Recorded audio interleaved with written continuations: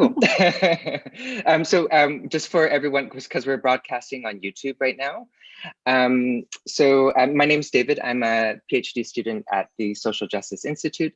I am co-moderating our first panel, this panel with my colleague Mai. Hi. How to pin you, Mai, but there we go. Hi. Hi.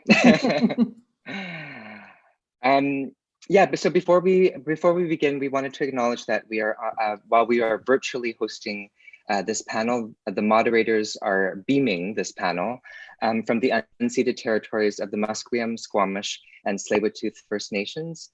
And with this land acknowledgement and affirmation that decolonization and reconciliation includes but is not limited to the return of stolen land, restitution, reparations, and justice for past and ongoing colonial subjugation. I wanted to start by introducing the panel series. And this panel series grew out of conversations that myself, Mai, and our other colleagues who are watching right now, Fabi and Alejandra, of ours, these conversations that we had during quarantine. And as the pandemic increased in severity, we found ourselves, like many other communities around the world, realizing that our world had forever changed, and that this catastrophe has caused a rupture in our communities, and that as social justice students, our research and visions of futurity had shifted. From several months of conversation, we conceived this panel series called Struggles in Places, Contagious Traditions of Resistance and Solidarity, where we have invited scholars, artists, and theorists to engage on the topic of world making, social justice, solidarity, and resistance in light of the COVID-19 pandemic.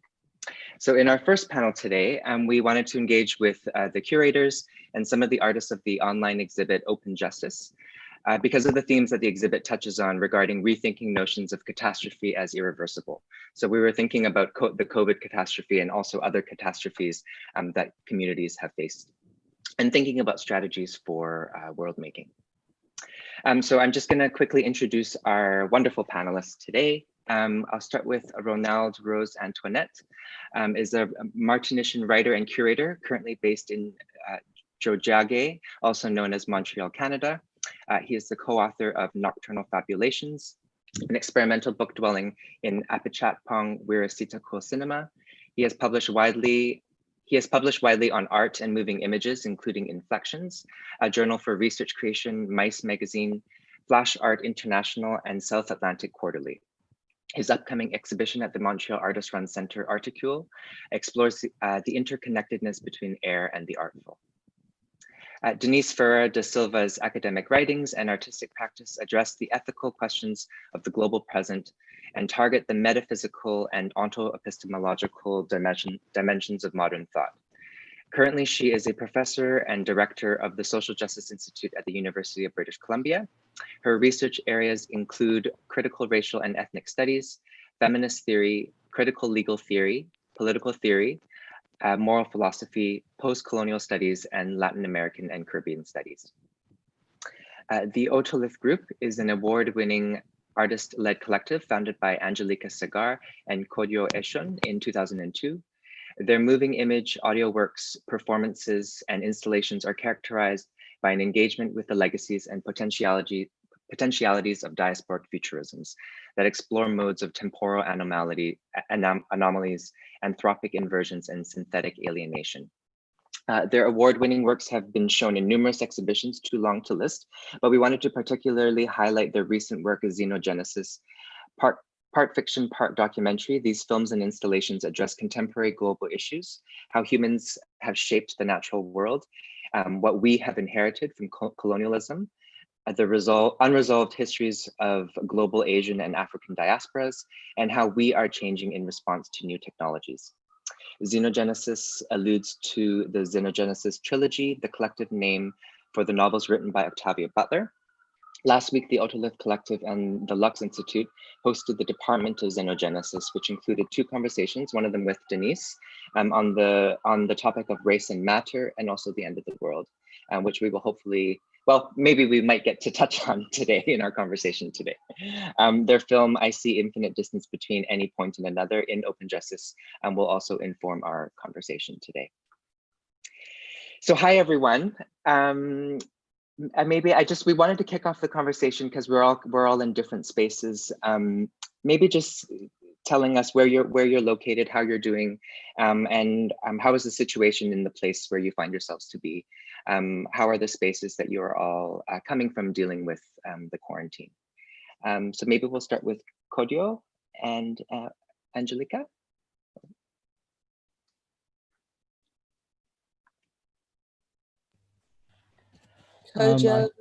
Yeah, I can start.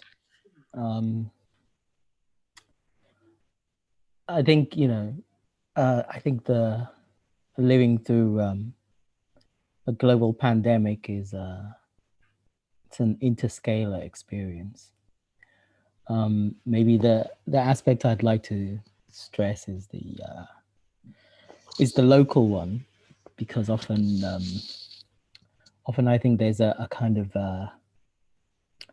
of temptation to reach for the global and the planetary, So the aspect that most strikes me are these kind of different phases. At the beginning, there was a lot of withdrawal, a lot of isolationism, and a lot of emphasis on what I call a kind of social prophylaxis, kind of ceremonies of prophylaxis, rituals of prophylaxis. The whole idea of so-called social distancing is a kind of ceremony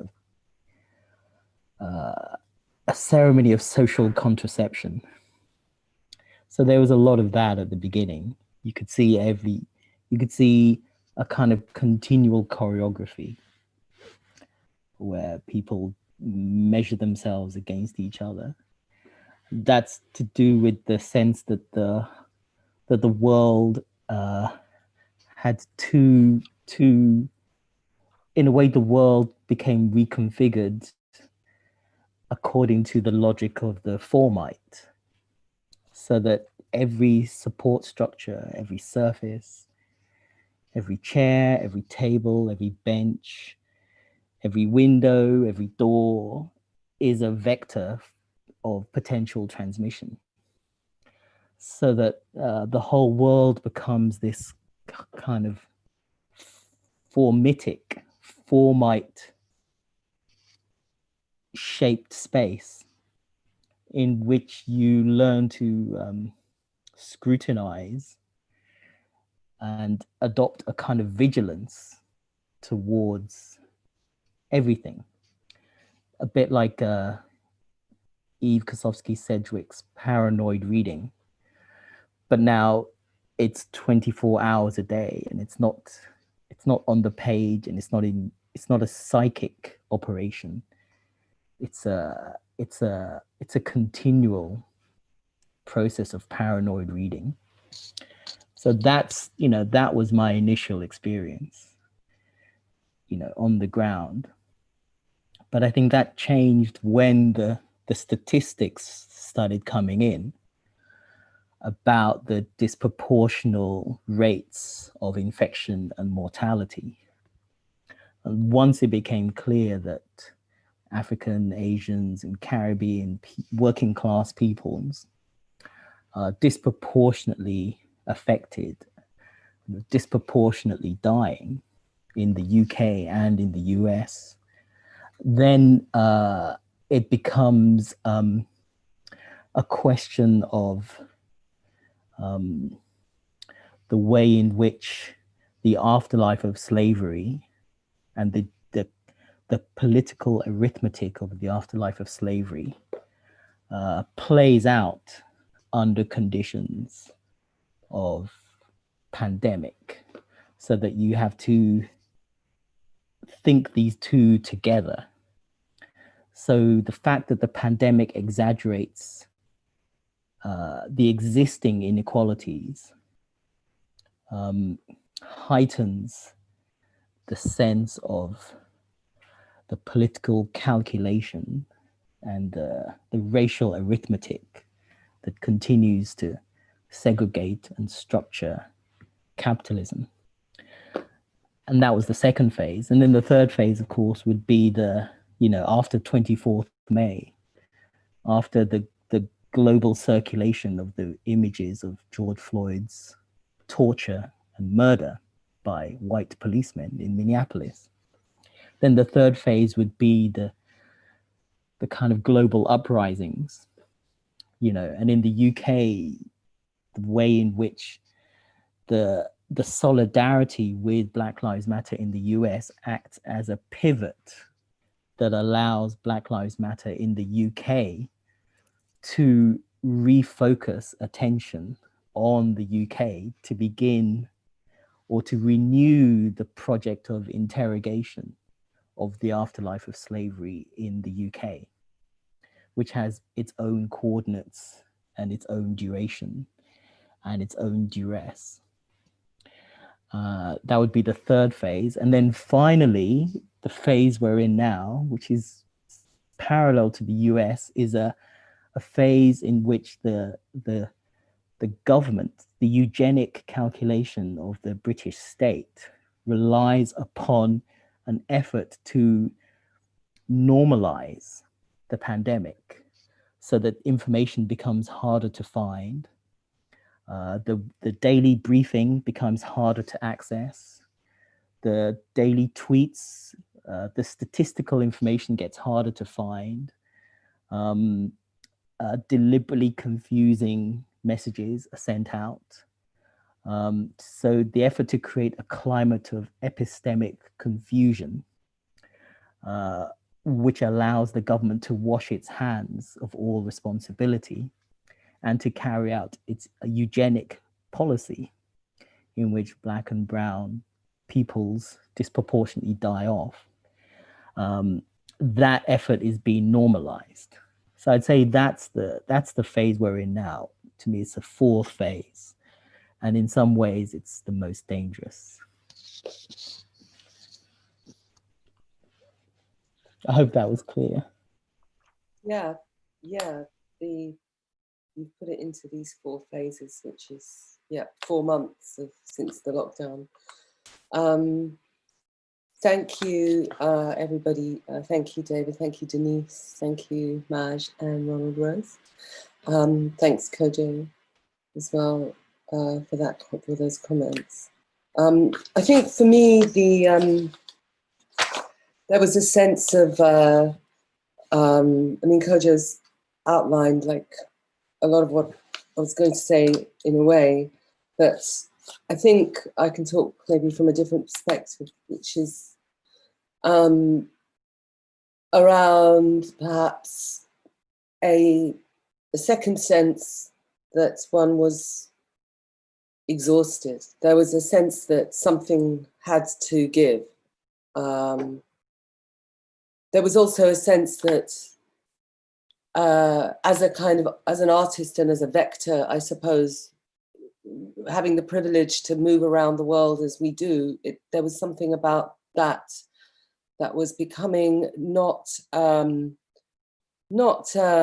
bad in terms of the people we were seeing and all the rest of it, but the sense that we couldn't stay very long because funds are decreasing wherever we go for people, so we can't move around freely. So the constraints there, also the sense of it's just getting ill, traveling so much, feeling physically exhausted, but then also the sense of us just talking to each other, talking to people who we already agree with. I think this was the kind of sense of, it started to produce anxiety in me around how we are going to be, together, how we are going to live together with people who are different to us in the future, when we are not actually spending that much time with people who are different to us.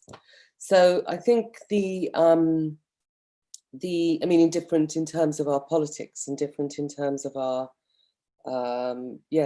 simply our politics. And of course it's Steve Bannon's dream, or, the neo-fascists are keeping us in these bubbles in a way, watching our little bubbles.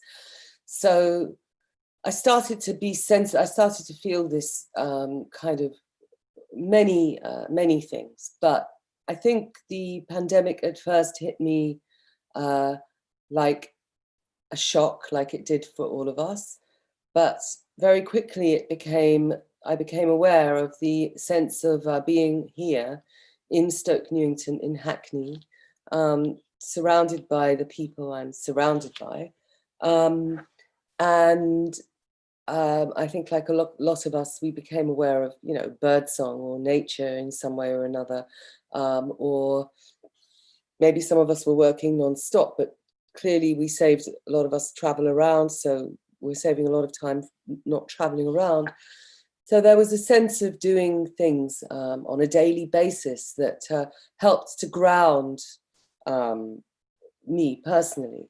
But then in that grounding, I think a lot came up because there was a sense of this, of course, in our work, we've always been thinking interscalar, on an interscalar level, or, you know, around time and catastrophe and other forms of injustice, many forms of injustice, but then also poetic, sonic, image-based thinking.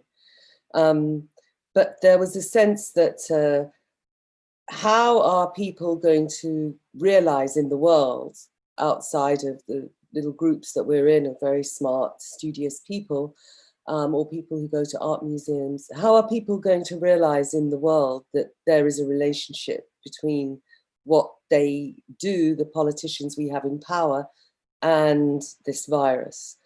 So I think a lot of duality, things that felt very separated, were suddenly brought together for a lot of different people. And I think in this hothousing of kind of, let's say, where everything surfaced, it was an incredible thing when, just at the moment that we're beginning to hear about how frontline workers who are mainly Black and Asian in this country are dying, you know, this other convergence of events is happening for young people, which is on where Black Lives Matter, George Floyd murder, torture, public murder and torture gets virally distributed all over the world, and is the straw that breaks the proverbial camel's back, and multiple forms of discontent are revealed.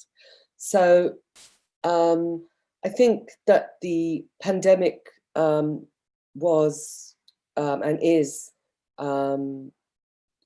moving into these different, Kodwo's described 4 phases, but I think it's going to move into another phase where the fight is really going to be on the basis of our rights to our privacy, but as a kind of centralized debate politically, which everyone is going to become aware of. So I think that many things are rising to the surface while people are having time to think. But I think at the same time, as we are having time to think, we are also being watched, you know.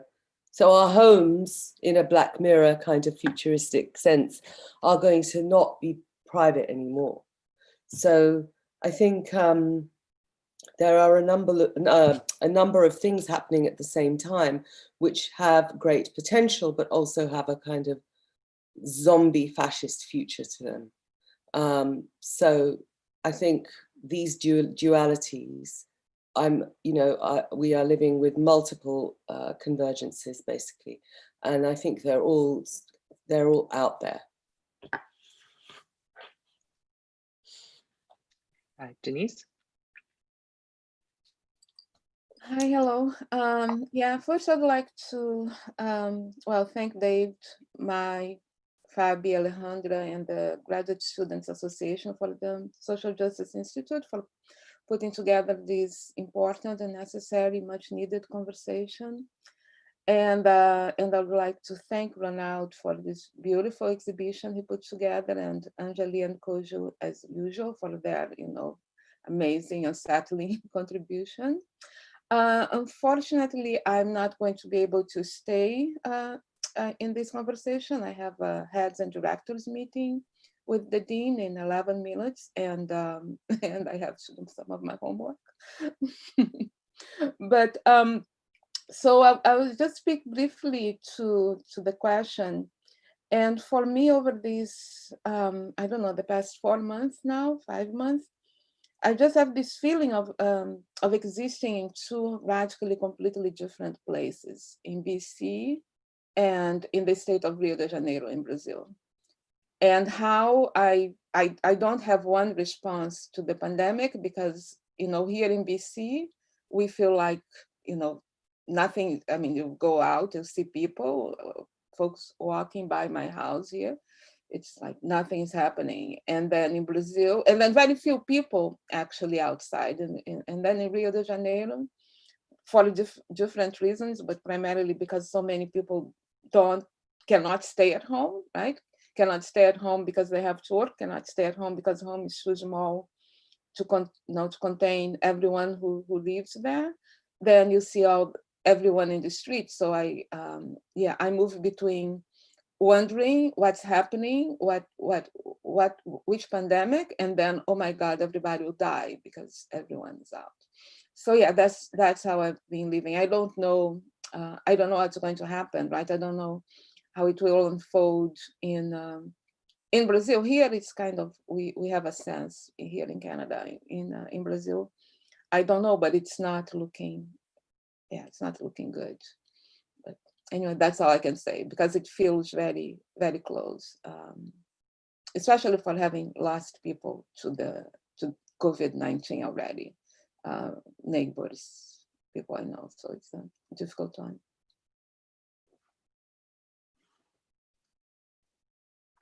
Thanks, Denise. Ronald?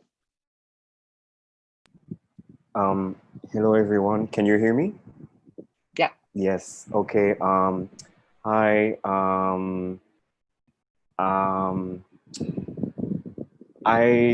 Well, first, the situation here in Montreal is, from my perspective, difficult to assess because, I mean, I can't imagine it's kind of similar in other places, but one day you hear one thing and the day after it's another story, and it's kind of like, I mean, it's very schizophrenic. So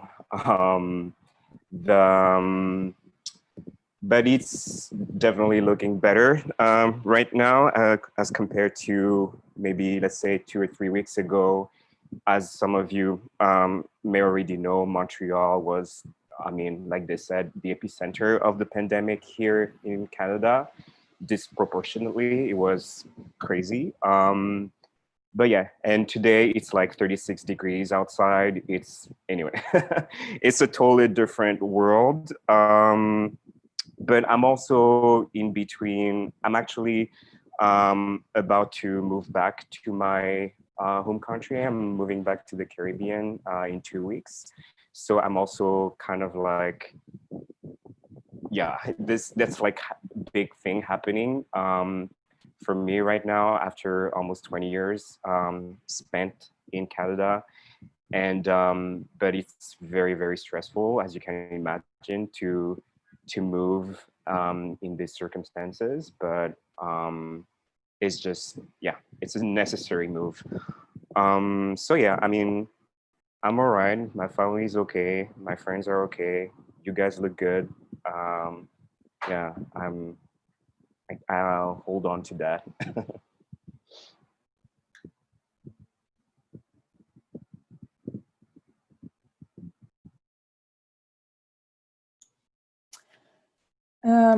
Maybe I'm not going to say how it is here because I am in BC too, but I wanted to say hi again and maybe move on to the second question and start with you, Ronald.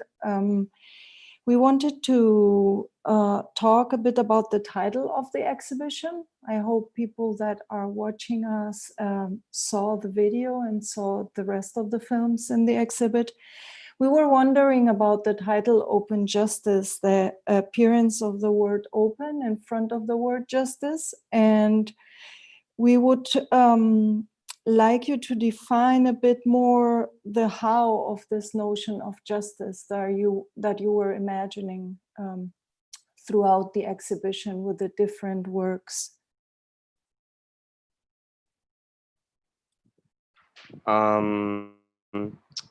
So I thinking about the exhibition when Denise first approached me as the commissioner of the exhibition. I knew instantly that the exhibition would have to be about or deal with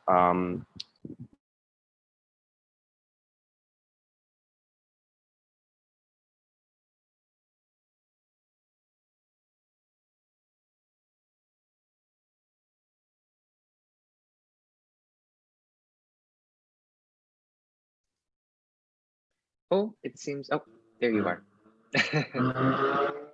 Ronald, we lost you there for a second. Oh, okay. Sorry, I don't know what happened. I have a very unstable connection. So yeah, I'm really sorry about that.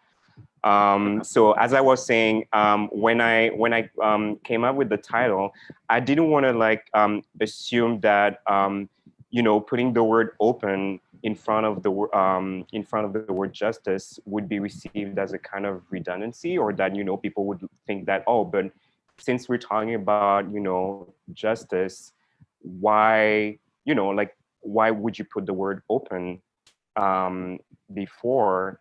But the reason for that is in curating the show, the exhibition, I was concerned. What I was aiming for an atmosphere. I was trying to create an atmosphere in which maybe the moralist inflection of justice would not even like have a chance to appear.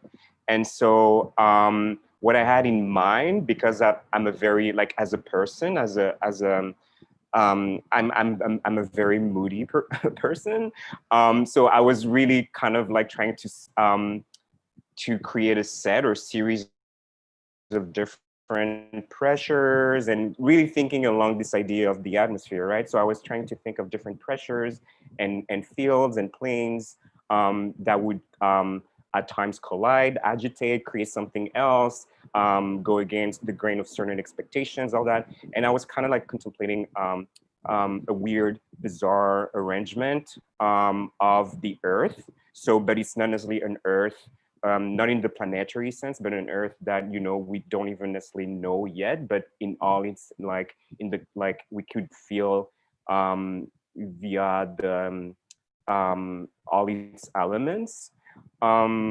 So yeah, I mean, the open is really, it's, for me, it resonates with this idea of tearing open, tearing asunder something, and, you know, kind of like opening up a notion that is so pervasive, so that we take as given, as granted. But, you know, then I was trying to invite to lure the viewer, to lure the audience into that atmosphere. So, you know, all their assumptions, their preconceptions would just like collapse. And so they would have to, like, because I don't necessarily think that any of the films that are featured in that exhibition address directly, specifically, this notion of justice, especially like the notion of justice as we think, you know, in that kind of like legal judicial framework. But they do so, I think, in a more subterranean, undercommon way. And so that's what I was like, that's what I was interested in. I hope that answers your question.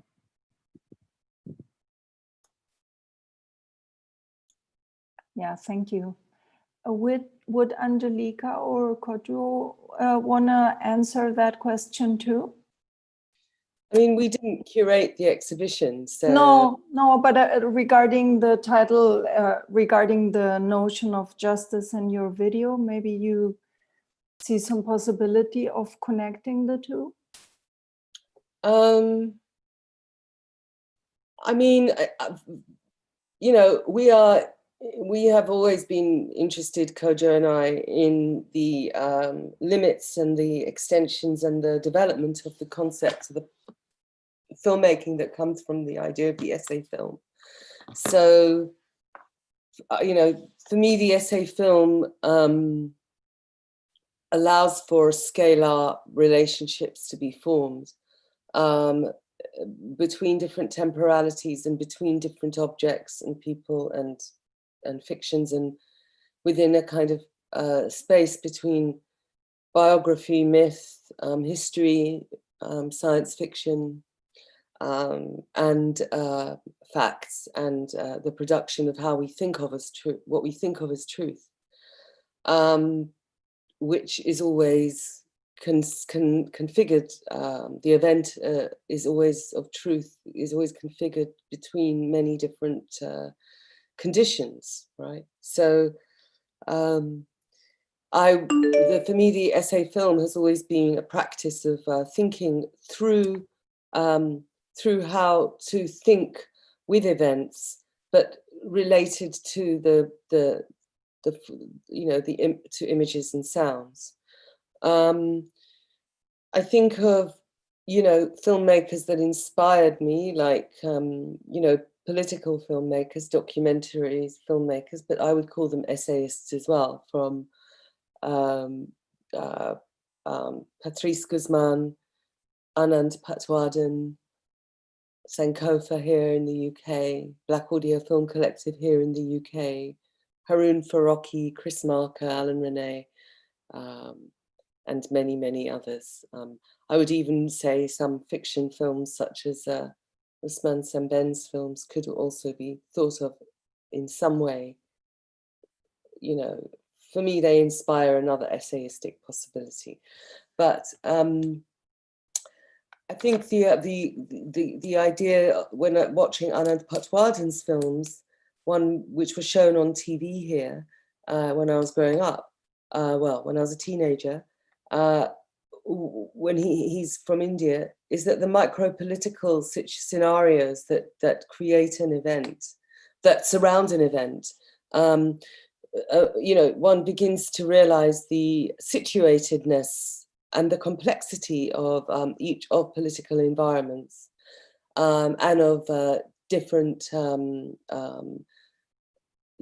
different situations. So he assembles things together in the film that could not be assembled in any other situation, not by you know, television necessarily anymore. So I think of the idea of open justice, at least when it comes to the practice that I engage in with Kodwo, as a platform, as a place to actually think or allow myself and with Kodwo and with the people we collaborate with to think to think on a multi-scalar level with the given subject. So for me, and also another important point is the argument that one can produce within the essay film. Complex arguments can be also explored. So there's no justice without, you know, healthy argument and healthy debate, which is now kind of moving between the poles of the streets, a kind of smart sort of knowledge that it seems that students can only get if they have access to universities, or you know, arguments based on, you know, absolute fantasy, such coming out of flat earthers and a kind of crazy occult sort of mad world of the internet, darknet. So I'm thinking of how, yes, reality gets formed when it comes to thinking about what justice is. I think one of the propositions of the video is that to reach the open. I'll concentrate on the question of open rather than the question of justice. To reach a kind of an openness, however that's defined.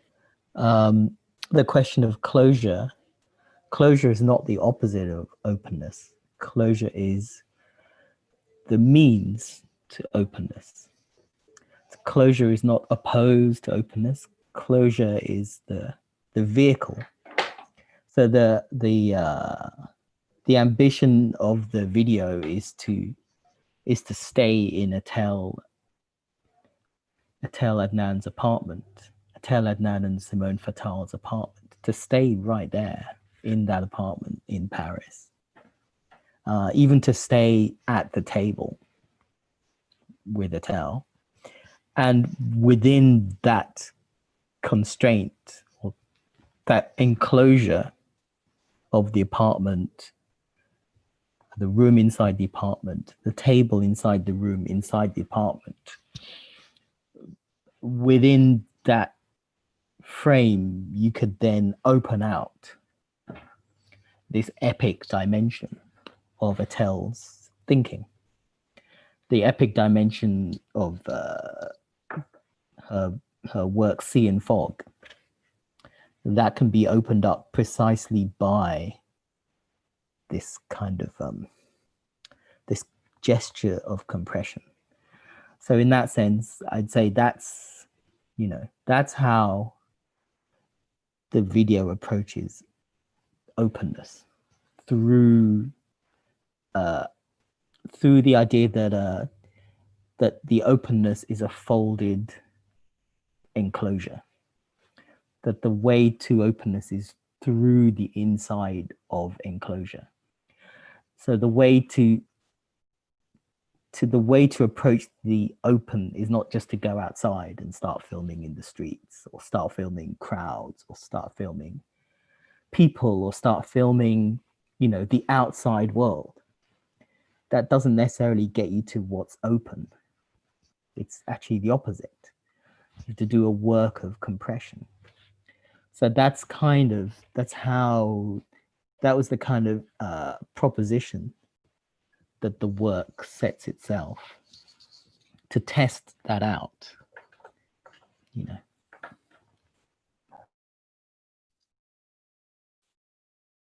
Thank you. Ronald, do you want to respond in terms of the curation of this particular film before we move on to the next question?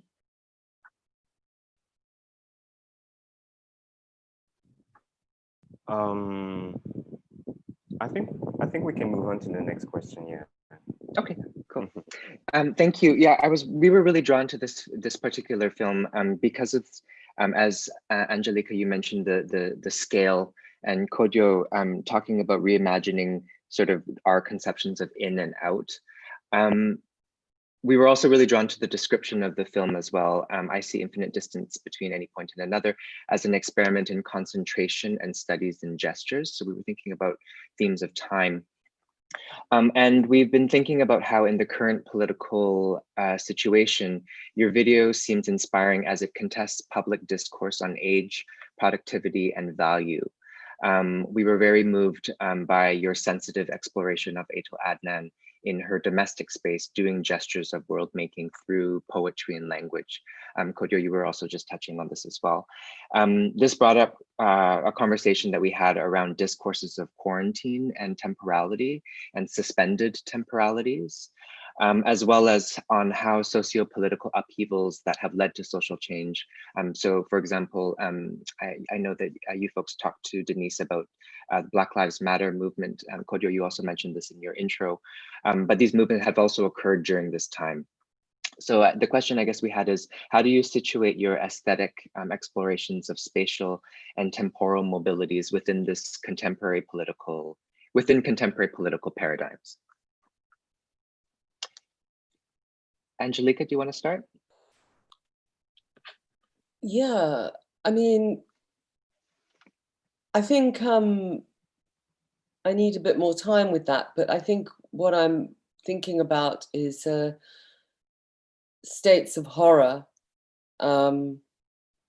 explorations of aesthetic states of horror and what those might be right now, and how one might think of that, because clearly Hollywood has run out of ideas. They're just people in basements and putting post-it notes or things moving around a room.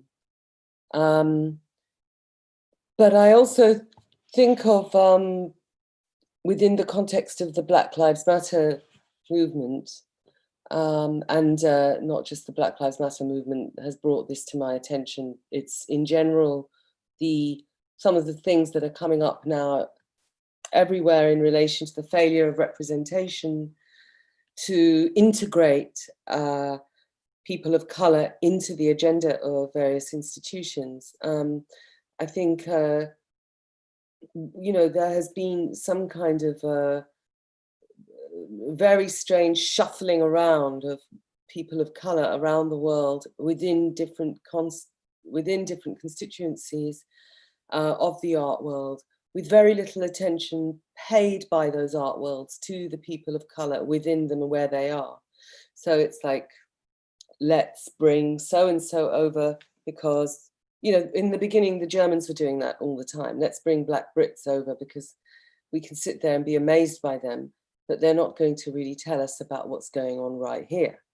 They're not going to criticize what's going on right here because it's already too difficult to deal with what they are going through. But I think, of course, it is very interesting to see the work of many great African-American artists, of course, and a lot of them are our friends. But I think what we have been, Kodwo and I have been thinking of is, and throughout our practice really, is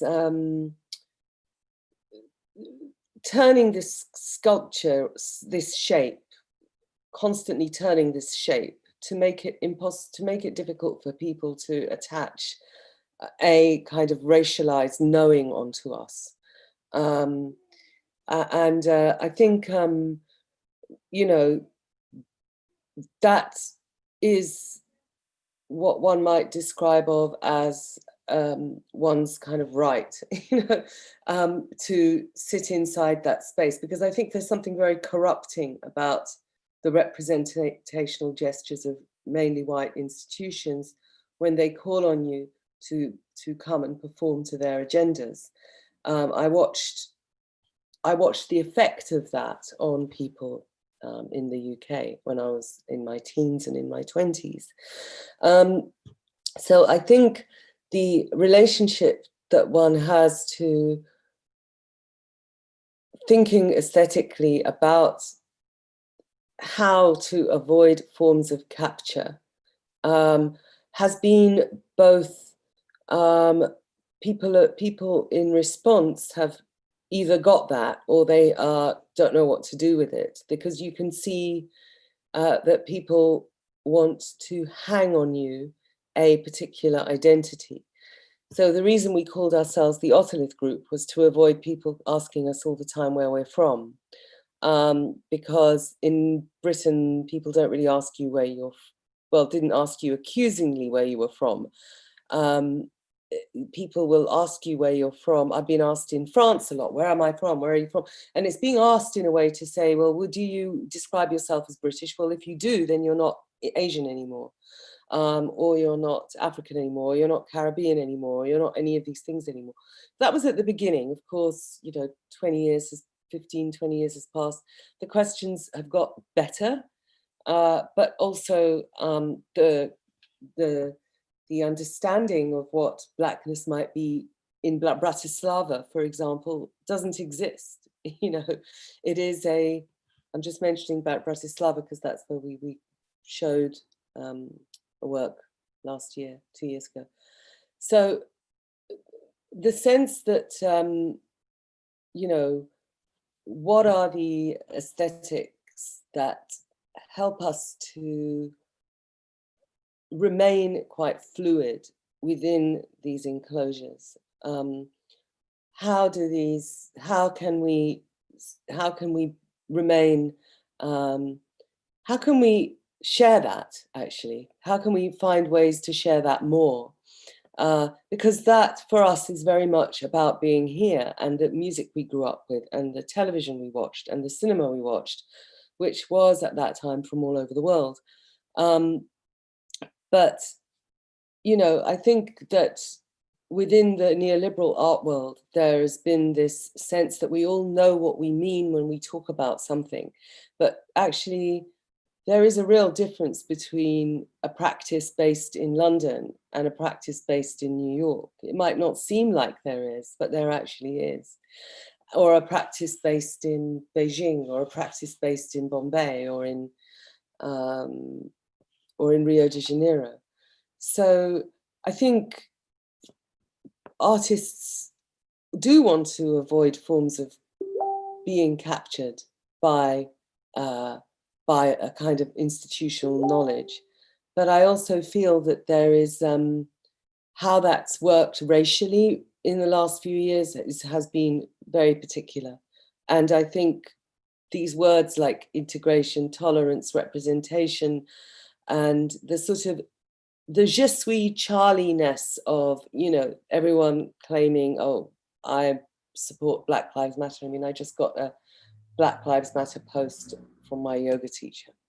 So I think that it's saying we support Black Lives Matter. So what does that actually mean, you know, now in terms of how institutions are going to actually address their failures to think with Black aesthetics, and what they understand of as Blackness as well, or political Blackness is not just healed, or it's not immediately ameliorated by just, you know, throwing a few Black artists together, and artists who are Caribbean or African origin, because actually Blackness in a British context has a history that's quite different around multi-ethnic solidarity and the kind of histories of colonialism, whereas in America it's different. Sorry for my long-windedness. I think when you work with a poet, and a poet who is a painter, and a poet who is a painter who is old, you know, they have limited energy. So a lot of the project was about a kind of sensitization to Etel's energetic capacities. So Etel's energy really sets the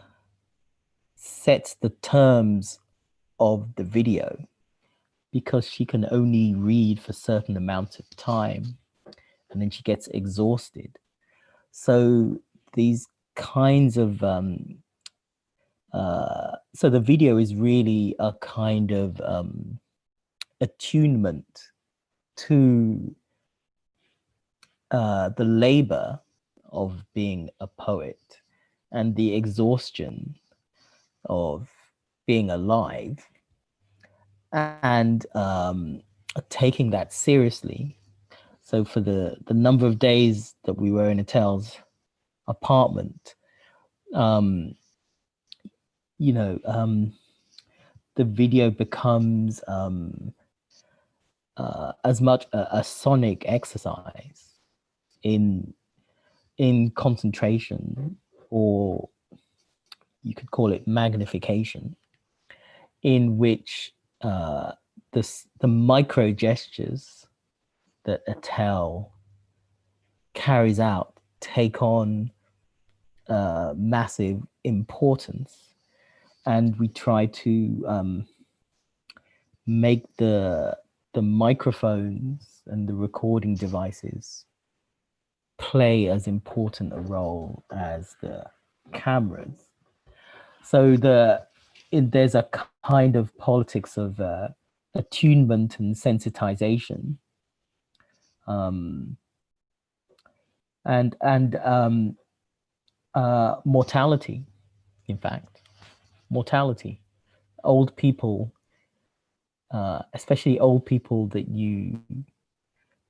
who you value greatly, they confront you with the prospect of mortality, and you watch them in the presence of mortality. You watch how they manage with it, how they manage it, how they live with it.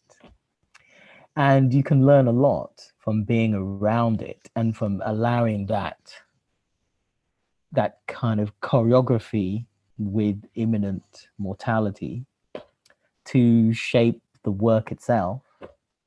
You know, Attell is a philosopher. You know, the argument is that she is a process philosopher. Attell is a materialist process philosopher, and the poems are process philosophy. So the effort was to do justice to that, and so we had to work out a kind of, in a way, there's an effort to do to carry out a kind of aesthetic justice, in which we would do justice to Attell's process philosophy or her process poetics, and we tried to work out a kind of aesthetic parameters which could pass on Attell's effort, the effort of being alive. We try to pass that on to the viewer, so that the viewer has to commit themselves, you know, to the work of spectatorship. There's a politics there in those decisions, and in the kind of care we tried to take in the shooting and the editing and the mixing. You know, that's the ambition.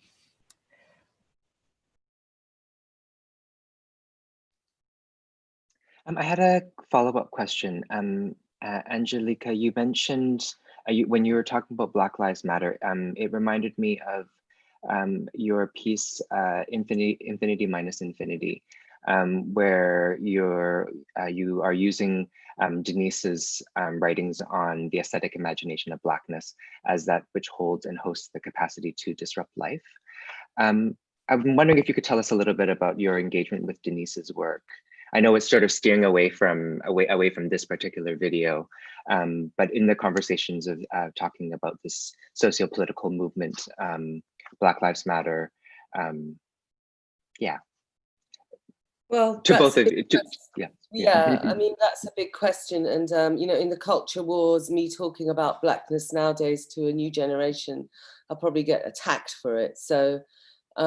Because, you know, I think people are not very aware of the actual kind of history of South Asian and Caribbean and African Black British solidarity at the time, a very particular time in the UK between colonial or post, well, they weren't, not post-colonial, but subjects of empire, let's say, at the time, who drew a lot of affinity, political affinity between each other, that actually came through various struggles that happened on the ground, you know, within you know, unions and within on factory floors. You know, there was you know, also within media. So there were many anti-racist struggles going on, and they combined people from various parts of, you know, the British Empire in this very kind of concentrated manner. People, I would say, were thinking together a lot about how to tackle racism together. So I've always, you know, thought about the question of difference, and how difference, you know, reading Stuart Hall, of course, but also thinking around how difference operates in the UK within the context of conviviality, but then also within the context of antagonism. And of course, this, and also in the context of desire, right? So when I came across Denise's work, she reminded me of in some of the private conversations we also had in terms of her upbringing in Brazil, of the way that, how can I say, that I was pointed to the kind of formation here as in relation to the kind of multi-ethnic rebellions that have happened in the UK since the 1600s, and how Blackness in relation to Glissant, the way he thinks about it in terms of opacity and the way that we apprehend Glissant in our work. You know, I was thinking when Denise's equation of value emerged for us as a possibility to think with, I realized, okay, this needs to be slowed down because, you know, this is quite a complicated idea. It's almost like a riddle, you know. Can people think beyond identity politics now in the way that they are being peddled, literally, to produce forms of antagonism, but not, I would say, they're not necessarily, they have to go to that sort of antagonism. Those arguments need to happen not just in the space of the protests, right? They may be happening now within institutions, but they could be better arguments. So Denise's equation of value in relation to the film, which was about how there can't be environmental justice without racial justice, allowed us to think, put different temporalities together, and think with the, let's say, the desire within Blackness to avoid the capture of the category and to situate oneself, to not speak always from the capture that the category enforces, but to speak against its creation. And I think her work has, for me, there is something in it, as in Attel's work, that is about a spiritual revival of the left, in bringing together the multiple sites of racial struggle in multiple sites of anti-Blackness and forcing us to think about what Blackness means along those struggles, along those lines of struggle. So I wasn't expecting to talk about infinity minus infinity right now, but there you go. No, thank you. That was great. Thank you. And sorry, for me, Kodwo, go ahead. For me, Denise is she's really a kind of a guide to a certain kind of political imagination, because she's a philosopher. And although she writes a lot on visual art, to me, her writing is not visual.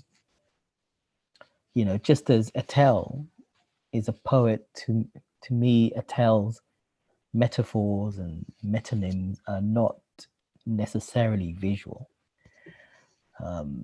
They're sensible without being visual. So these kinds of thinkers whose thinking does not necessarily crystallize into images of thought. These thinkers are extremely challenging and generative because you can't illustrate or transpose them. In fact, they actually block illustration and they actually prevent depiction. So you have to think, in a way, they help you to confront the limits of what an image is, because their work is not directly translatable into an image. They don't really think imagistically. For me, Denise is not a thinker of the image. She's not working on the ontology of the image. She's working on much larger and different questions. And these thinkers are it seems like a paradox, but it's not. But these thinkers are actually, they're actually quite generative for thinking about images and sounds, precisely because they, in a way, prevent an easy thinking of the ontology of the image. And so that's, you know, that's Denise's importance for me, like how to think through a Black feminist poetics, like the implications of that at the level of images and sounds. To me, the fact that she goes by way of Octavia Butler, by way of mentioning Kindred and Wild Seed and Parable of the Sower, to me, that move she makes through speculative fiction is very inspiring. It's very powerful when you get a philosopher thinking with science fiction. And so that's part of Denise's kind of speculative thought, which I find very generative when you're trying to speculate with images and sounds.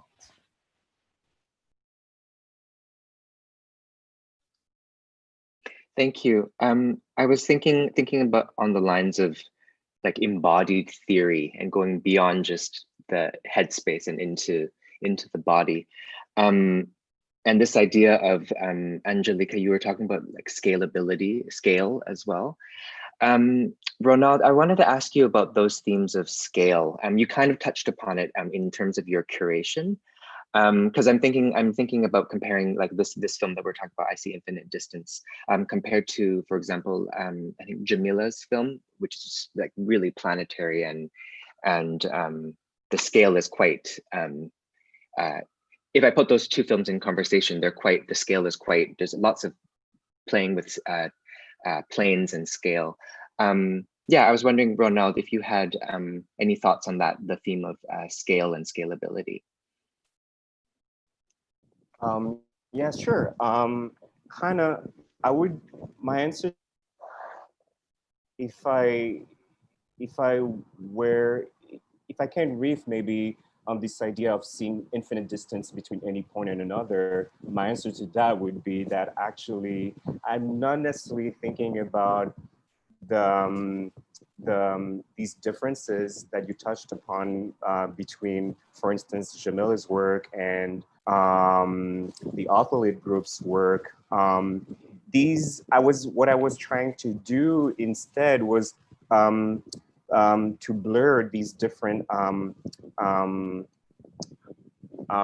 perspectives, if you want, or blur but to the point that there's almost no perspective at all from which, or point of view from which one could assert maybe that, you know, they're speaking on behalf or they're speaking for a particular time and space or location. So, and I think that also speaks to my writing and curatorial practice in general, to always trying to descale maybe our approach or engagement with justice and or injustice or various forms of injustice against the human and the non-human, the known and the unknown, the poor, the queer, the land. What I was really thinking about while I was curating the show, and I think I touched upon this also earlier, was this idea of maybe an inappropriate and inappropriable injustice, that is a justice that is unfavorable to the singular, unfavorable to the measurable, unfavorable to the individual, and the localizable. So I think the film that Anjalika and Kodwo made speaks beautifully to this notion of, you know, when we think of catastrophe, destruction, disaster, we always we have to think of we have to get rid of, I would say we have to get rid of the personal first to really accompany this gesture of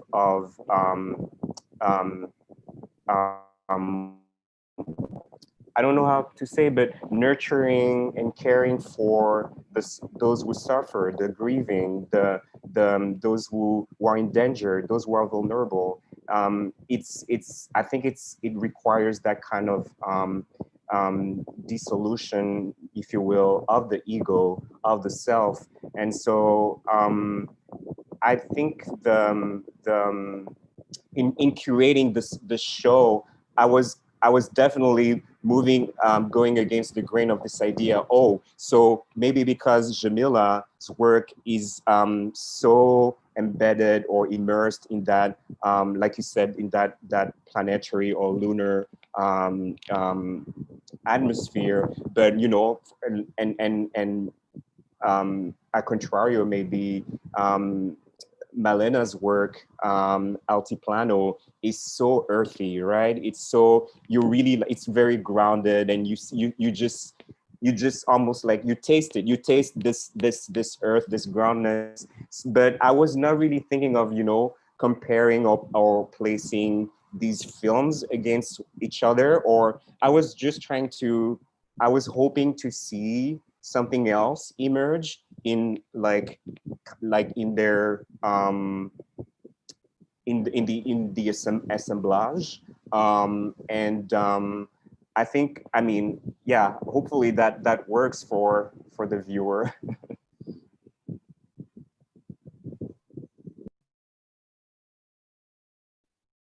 What was the something else that you were hoping would emerge, Ronald? It'd be great to hear a bit more when you say something else emerging from the assemblage. Could you say a bit more about that something else? Sure. I didn't know exactly what that something else would could look like or feel like, but I was hoping that, you know, the viewer or the person who experiences these films would be able to dream of or imagine a different possibility. And by possibility, I think I mean something that's not already given as a cartography or a map or a worldliness that, you know, we already familiar with. I was hoping that, you know, in the assemblage, in that zone of contact, the viewer would be able to at least have an intuition of the otherworldliness of the world we live in. So, but because the very materiality that, you know, that all these films are made of is from the earth, right? They're all made with things that are of this earth, but they all gesture, I think, towards something that is greater and beyond what we already know or what we could potentially possibly know within our epistemological and ontological apparatus. Yeah. Thank you. That's really great to hear. It's nice to hear your elaboration of that. Thank you. Thank you.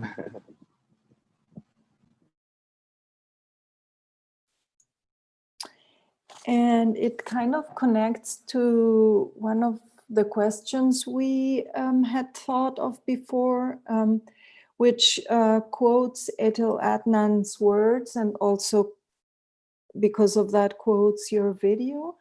We went to the moon once under propitious weather and loved each other in ways that were not possible in our terrestrial habitat. That's one of the first phrases that she reads in your video.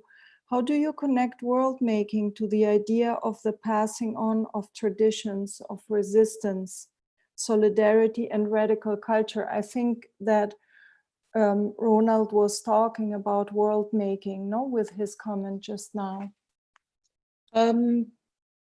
Yeah, I'm going to approach this in a sort of funny way, and actually through television, a television show that I've been watching by Michaela Cole, a Ghanaian British actress, writer, director, who has finally, someone of her generation, early 30s, has actually come out and said, you know, all this app sex is actually producing real violence and a lack of intimacy and a kind of horrible world, you know, where people are going around to each other's houses and just fucking each other and leaving. And if somebody offers people a drink or conversation, they just think that it's weird.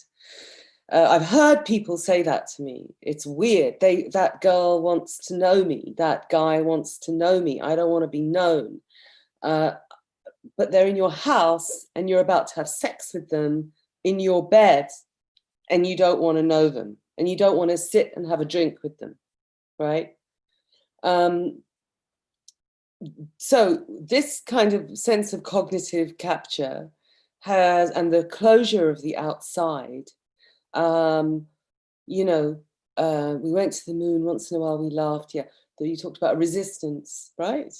So how can, you know, in a way also the protests were a sense of like, you know, let's go out to be together and see each other, you know, with the sense that we might not see each other again. You know, for young people, I was like, just that feeling of, you know, the protest actually being a way out of this, because clubs are just where people go and photograph them. I mean, clubs used to be places where you went and hid and it was dark and you listened to music and danced and you met people.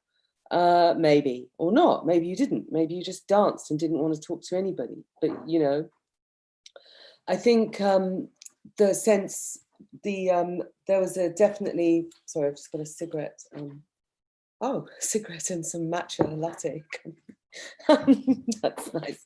And I think that there was this really, you know, a sense of intimacy, where one could be in spaces and find different people and talk, and based on, you know, but now this, Michaela Cole really articulates it really well, this kind of cognitive capture, this kind of violence of intimacy. In fact, there doesn't seem to be much intimacy. It just feels to me like people are getting raped a lot, you know, and willingly getting raped.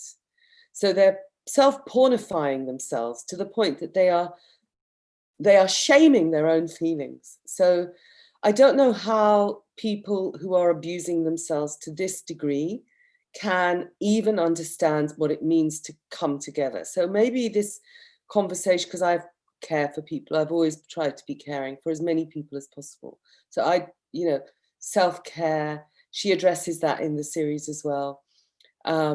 So I think maybe this self-care thing is coming out of, I mean, I know it's from Audre Lorde, but I think it's prevalent now because of the lack of, there's so much violence in this, in this moment where there is a lack of freedom of movement, where there's a closure of the outside. So, I mean, when you talked about the moon and going somewhere, you know, this sense that you can just go somewhere and travel and be somewhere else and put yourself against environments which are not the same as you and similar to, in places that are unfamiliar to you, cast a new light on yourself and your relationship to others, and you meet people you don't recognize and you might talk to them.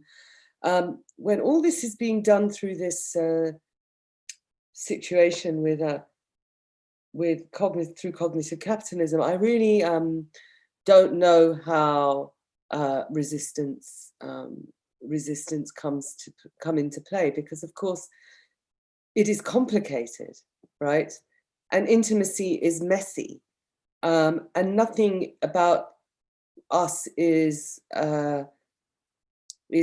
easy. Nothing about intimacy, nothing about the way we think and come together and talk is easy. But she really articulates in this series that this violence of the closure, of the enclosure, that's of the violence being done unto each other, especially, and she's focusing on people of color, and the complexity there. So that's also very clever, you know, to not just act as if it's just, there's all this solidarity, there's, you know, it's a Black feminist perspective, basically. So I just wanted to bring in the sense, you talked about the moon, but kind of Kodwo talked about being in the enclosure and acting from inside it. I think what Michaela Cole does is say, okay, yes, but we have to have some ethical justice as women, you know, we have to bring forth some ethical justice into this space, because otherwise we're just abandoning ourselves to some cruelty between each other, which is alien to me. I don't know how anyone can go and have sex on an app with someone they've never seen before in their house. Anyway, I'm not conservative. But so this is the copy of Sea and Fog that we used. This is the copy itself. And when you look at it, you know, it's what strikes you is that you know, Etel, she tends to write like, say, 3 sentences at a time, then leave a gap of equal space, and then moves to 2 lines or 5 lines, and then leave a space. So there are these spaces between her poem, means that her poetry is very discontinuous. It has intervals, and then in a way she has intervals between sentences as well as between paragraphs. And then when you look closer within the sentences, there are jumps. So she has like 3 levels of intervals within a sentence, between sentences, and then between blocks of sentences. So once we realize this, we realize that Etel is really working on an interscalar aesthetic, what Gabrielle Hecht calls an interscalar aesthetic. And you can hear this in the quotation you just recited. So then it was a question of seeing how the words, it's the words that Etel makes that make worlds through these intervals. So then it's the question of us making a video with these words and with these intervals. So what you hear in the Etel, we call it the Etel film for short, in I See Infinite Distance, is a total reconfiguration of the Etel's poetry according to our editing. Effectively, we've completely re-edited Etel's video, so it's completely out of order and out of sequence. Except, of course, Etel's poetry does not have order in a traditional sense. It's not ordered, it's not sequential, and it's not linear. So in a way, it invites us to enter into it, break it up and reconfigure it, because it's already reconfiguring itself. And we, in a way, that's to say, Etel is already doing a certain kind of cinema with her poetry. And so once we realized that, then we said, okay, so we can make this experiment in which we make images and sounds by reshaping Etel's words, because they are already moving around. So I would say, you know, to make worlds, you need to make words. But there is something in between word making and world making. Between word making and world making is this notion of making a video as an interscalar vehicle, which can move between the very far and the very close, the very intimate and the very immense. And so Attell's work is a kind of poetics of the interval, which in a way guided us in our editing and in our composition and in our arrangement. You could say that Attell's work was the director and our video is the poem. You could reverse the terms, you know, and that was the experiment. I also, maybe to give you a little bit of history of the film, I realized Kodwo has been really talking from the film, and I've been talking in other ways. But I think the meeting of Attell and Simone in Beirut was a very, very wonderful experience for me, because you know, Lebanon, for me, when I first went there in 2004, I expected there to be very much like a kind of global South awareness there, relating to, you know, its proximity to Africa, its relationship to slavery, its you know, also, you know, Asia. I thought that there would be some interest there, but what I found was that over time was that actually the only people there who were from the global South were literally slaves. So I found it quite disturbing when I was there how the art world was sort of focusing on all these wonderful artists, a lot of whom are friends, but we're not really thinking about its situatedness, you know, geopolitically, and also you know, in terms of what's going on there. Of course, they were thinking of it geopolitically in relation to Israel and the camps and the history of its relationship to colonialism with France, but not necessarily in a kind of transnational sense. And for me, Attell was the first person that I met who really brought that, like, she comes from a generation of the transnational. You know, she comes from the generation of a love of her fellow poets from all over the world, and philosophers and films and musics from all over the world, and had a really incredible sensitivity. They both do, Simone and Attell, to jazz. And so I really, you know, I need to be around people who are older than me, always have. I had a very good relationship with my grandmother, who was a feminist in India, and I loved watching her age, but with such dignity. I think that's important to so many women, you know, and men, and people who don't define themselves by either. But you know, to be around people who are growing old. You know, I used to watch her bathe in a bathroom and watch her body. And I think kind of Attell's corporeal being is like such a, I was aware that she had such a kind of incredibly powerful healing effect, and such generosity and such grace when she spoke, when she did anything, you know, anything at all.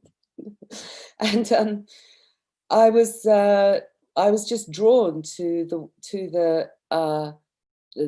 politics inside the work, the kind of abstractions of politics, the stories, the placing together of many different scales.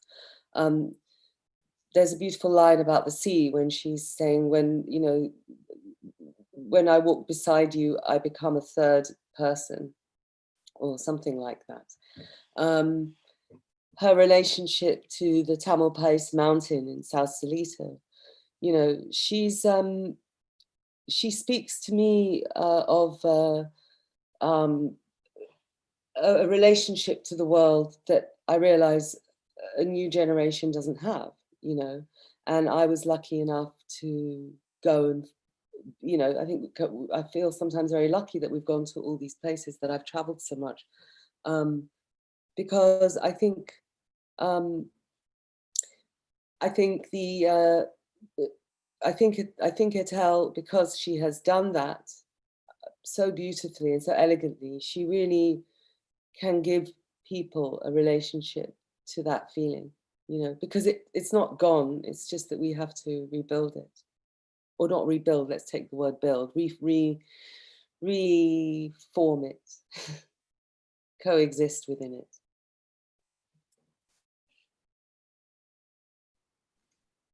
Okay, thank you.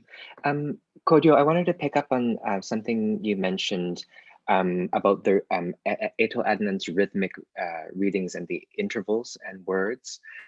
And you had also touched on Denise's work on poetics. So my question is it possible to think about Etel Adnan's rhythmic reading as a form of poetical thinking linked to Denise's work on Black feminist poetics?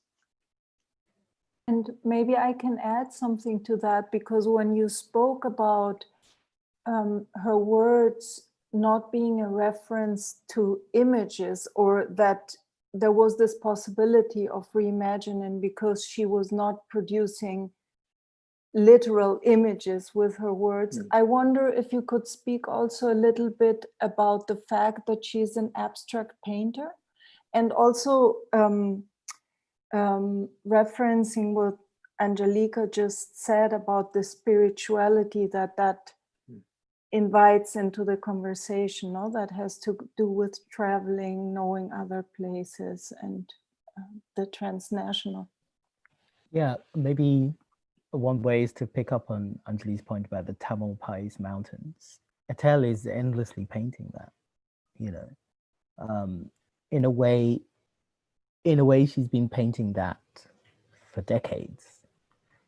Maybe all her paintings are variations on an encounter between the mountains and her medium, and she herself is suspended or is in a way dissolved by this continual encounter between the mountains and the medium with which she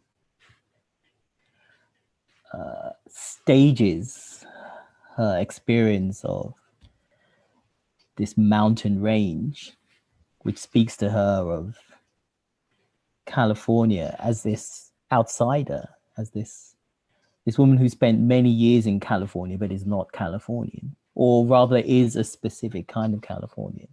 And I think this kind of meditation on the mountain, in a way, it's the fact that her poetry is not, to me, is not visual or is not imagistic. To me, there is a relation between the kind of process thinking of her poetry and the continuous meditation and actual ritual, the ritual and the ceremony of painting and returning to the same encounter, because it means she's not concerned with capturing that mountain. She's concerned with thinking about that mountain.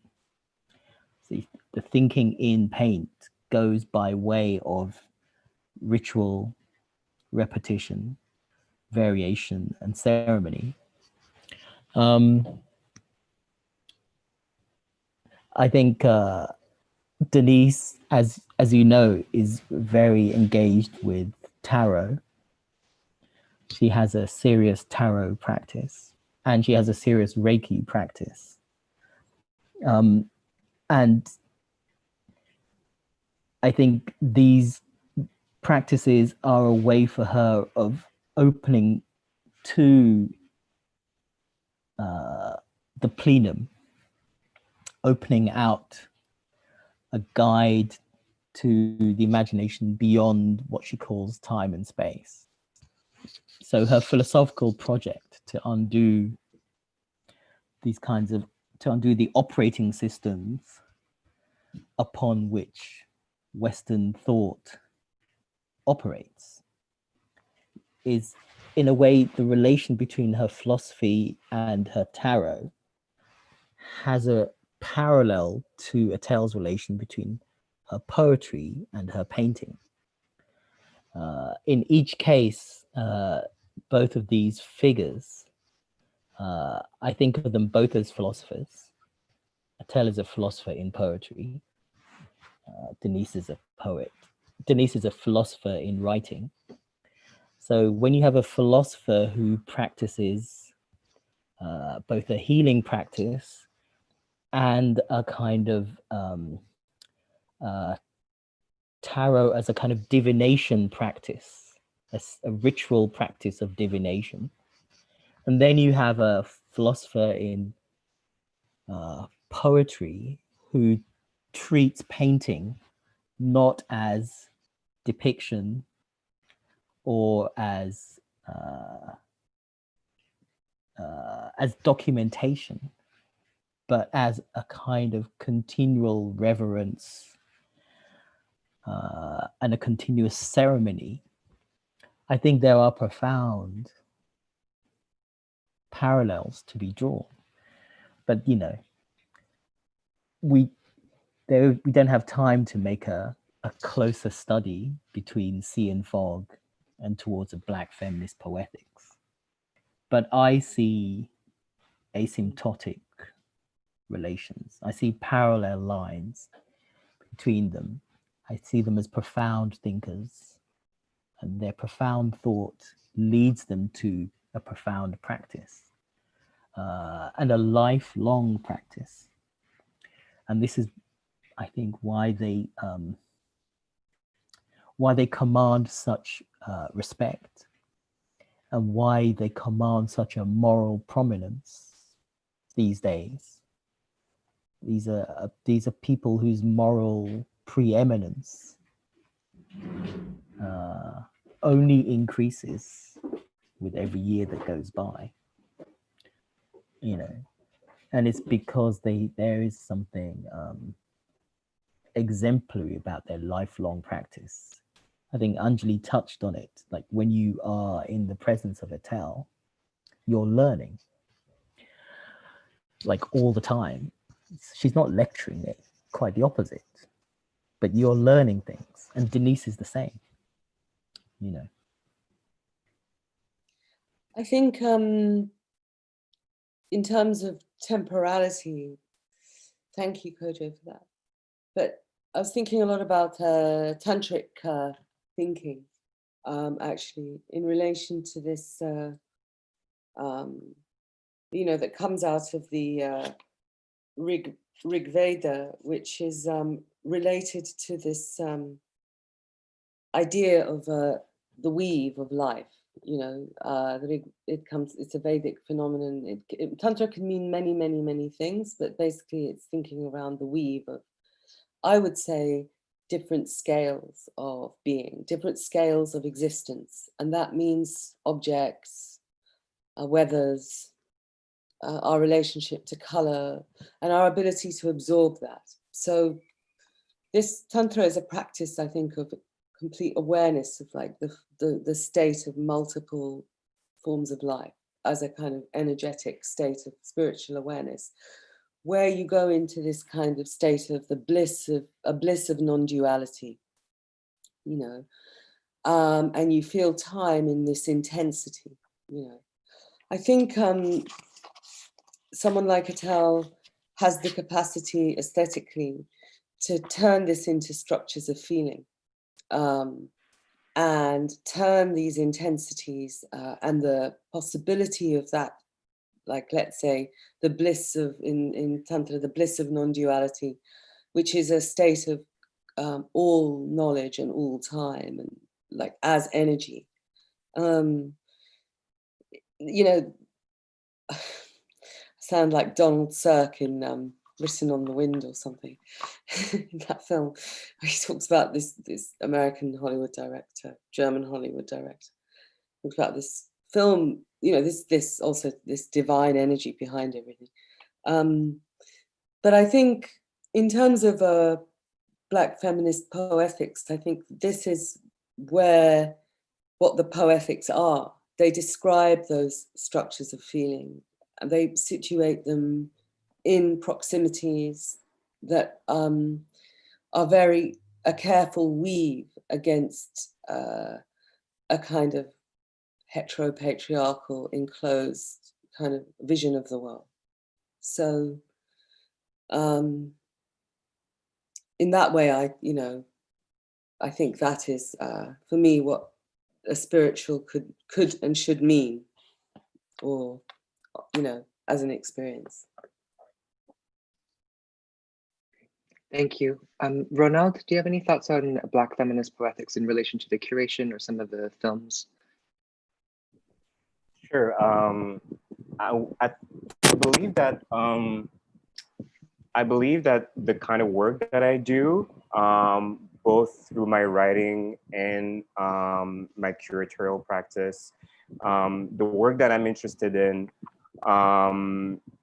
making is part of an ongoing conversation, pseudo meditation, even if you want, between Denise and I, and between Denise's work and practice and the kind of ritual ceremonial practice that I'm interested in.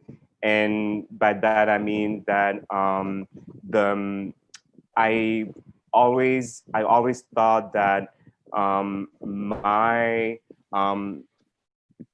the kind of aesthetic and ethics that I've always wanted to be close to are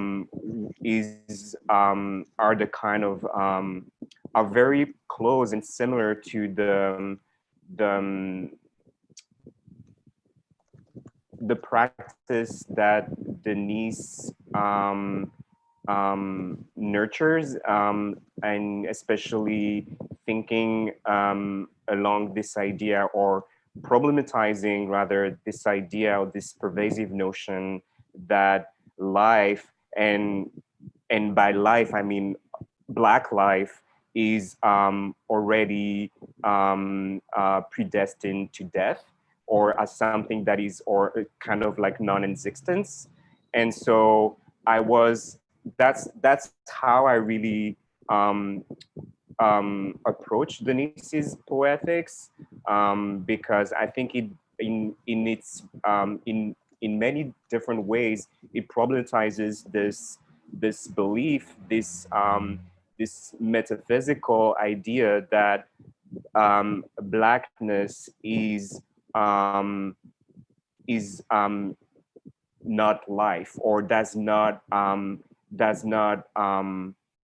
is not something that brings life. So I think that, even curating this show, this exhibition, I was really interested in a certain sensuousness, if you want, of Blackness and Black life, that of course cannot be reduced, as Denise's work and other people, including Fred Moten and Stefano Harney's work, tell us that is not reducible to Black people only, but a Blackness that is really about a poetics of life. And so yeah, I think that's how I think that's how I see the connection there. Yeah. Great, thank you. I know it's getting late for, Anjali, go ahead. I was just going to say thank you for that. That really is also why I'm very much drawn to Denise's work. Yeah, exactly in the ways that you put it, Ronald Rose. Thank you. I know it's getting late for folks in Europe, so we did want to wind down, but I also wanted to give an opportunity in case you had any questions for each other. Maya and I, as nervous grad students, of course, came with lots of questions, but we wanted to open it up in case you wanted to have any questions or conversations between you folks. Oh, thank you, David. I mean, we could go on forever. I mean, I think, you know, in terms of talking about these things, I don't really have any questions right now. I mean, I just had a thought, which was David, you know, Ronald's spoken a bit, but both of you, David and Mad, you've been quite self-effacing. But David, your questions were very thoughtful, indicated you really put a lot of thought into them. So could you say a bit, maybe could both of you say a bit about your relation to Denise's thinking, like what you take from Denise's thinking? Sure. Well, I guess I'll start. Denise is on my supervisory committee, so that's our relationship. But for me, so I'm a filmmaker. I started a media arts collective made up of queer artists of color called Love Intersections, and my research is interested broadly in what queer people of color are doing in terms of art and making interventions on white supremacy. So I started off doing short documentary, and now we're sort of expanding into other types of visual art.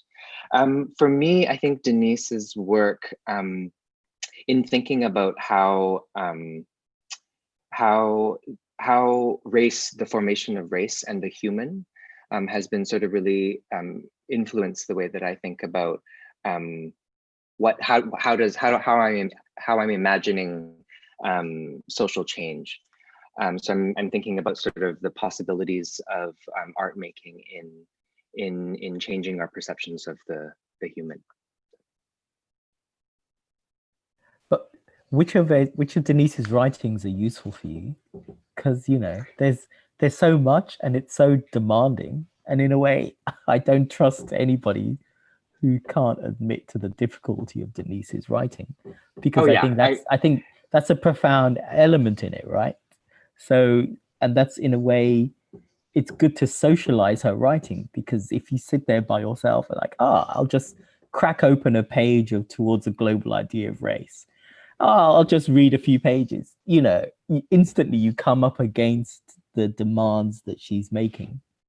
So I'm always keen to talk to other people about their experiences with her text, because it's like, in a way, it is like parallel to the Undercommons, in the way that text also demanded that you form groups and discussions. Because if you just sit there by yourself, try to work your way through it, you won't get far. I really don't think you get very far. And so, yeah, it's always fascinating to me to hear other people's relation to her texts. Yeah, and this is why putting together this panel and this conversation has actually been very useful. I start my comprehensive exams tomorrow, but also just thinking through her work, through, you know, Ronald, the exhibit, and also the films that you folks have made linked to her work have been also a way of thinking. Kodwo, you mentioned also thinking about you know, Denise not thinking necessarily about image, but then the videos also sort of being edited in a certain way based on that sort of thinking. It's been a way to sort of, as an artist anyways, being able to reflect. Yeah. I came to Denise's work mainly through the poetical readings that she did, the tarot readings. So I came to the writing later. We were doing collective readings with a feminist collective that I was in Mexico called Invasorics.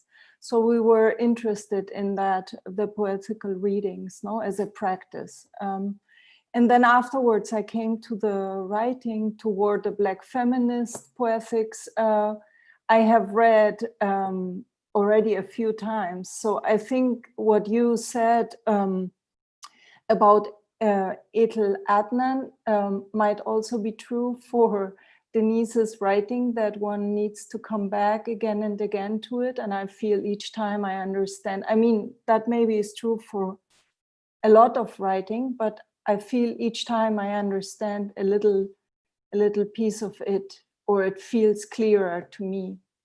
So yeah, even the short pieces, I need to come back to them. I think it's necessary to socialize them. You know, I really think if you just try to do it by yourself, in a way, you psychologize them, which is not the point at all. And so in order to get out of that trap of psychologizing them and saying, oh, I don't understand, or oh, it's too difficult, all of those psychological reflexes, the socialization process, which means reading them just with more than one person, that helps a lot. And discussing it helps a lot. You know, I feel that's part of the project is for people to actually debate and discuss her ideas. It's helpful to me because I tried it the other way. I tried sitting there, opening the page 1, page 2. I tried it for years. You know, that's the way you're taught to study, right? By yourself, at your table, at your desk, with your notebook. But, you know, I find Denise, that actually is not, the stakes in her work are bigger than that, and they require a different type of study. You know, if you've been to Performing Arts Forum, you know, where Denise has been part of that project for quite a while. I think maybe that experiment is an attempt to stage study inside of that path set up, to open it up in some ways and invite people in. You know, I've gone to PATH a couple of times, so I've seen that and participated in that. And what's striking is Denise she's quite quiet. She's not like dominating at all, but she's there. She's there all the time, but she's not like leading it. Quite the opposite, you know. Yes, that's actually where we met Ronald last year. Yeah, thank you so much. Any last thoughts? I'm just conscious of people's time. No, I think that's fine. No, really. And I'd like to say thank you for preparing. Thank you very much, David, Maj, Kodwo, Anjalika. Great. Thank you. Nice to meet you all. Thank you for inviting us. It's been great. And thank you for the program. Thank you. Thank you, everybody. It was great talking to you. Thank you. Thanks, everyone. I'll just mention one last thing. Pleasure. We're going to have, so this is the first of a panel of 4. We haven't secured the date for the next one yet, but it will be in about 4 to 5 weeks' time. So just keep in touch with us via Eventbrite or Facebook, and we'll make that announcement very soon. So thank you again to Denise, Anjali, Ronald, and Kodwo, and my co-moderator, Mai. Thank you. Thank you, everybody. Bye. Take care. Bye, Mai. Bye, Ronald. Bye, Bye. David. Thanks for everything.